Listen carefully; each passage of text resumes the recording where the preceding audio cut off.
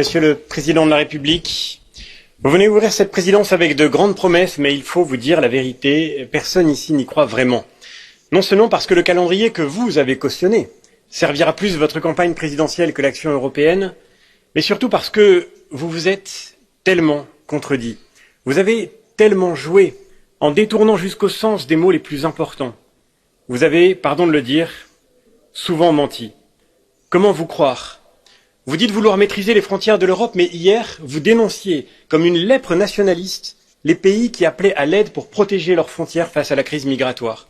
Vous parlez d'environnement et d'autonomie stratégique, mais la France importe aujourd'hui du gaz et du charbon parce que vous avez fermé Fessenheim et miné notre industrie. Vous parlez aujourd'hui d'appartenance européenne tout en déclarant que les racines de l'Europe n'importent pas. Mais où puiser alors la sève pour irriguer notre avenir? Vous promettiez la fin des clivages. Et vous laisserez la France comme l'Europe fracturée comme jamais. Ici aussi, nous savons que votre « en même temps » n'est qu'un artifice rhétorique pour dissimuler des incohérences calculées. Comme l'écrit Pierre Manant, la contradiction entre les ambitions ou les prétentions de l'Europe et sa réalité est devenue un fait politique majeur. Cette contradiction, vous l'incarnez aujourd'hui. Et nous devons la résoudre.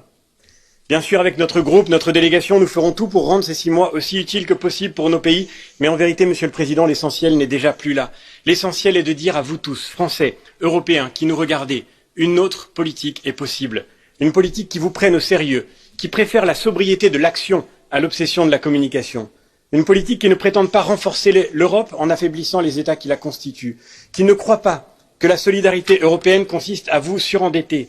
Qui ne prétende pas défendre l'état de droit en marchandant votre liberté et votre souveraineté, qui ne vous méprise pas au premier désaccord venu, qui vous respecte et se donne les moyens de vous faire respecter par les grandes puissances du monde.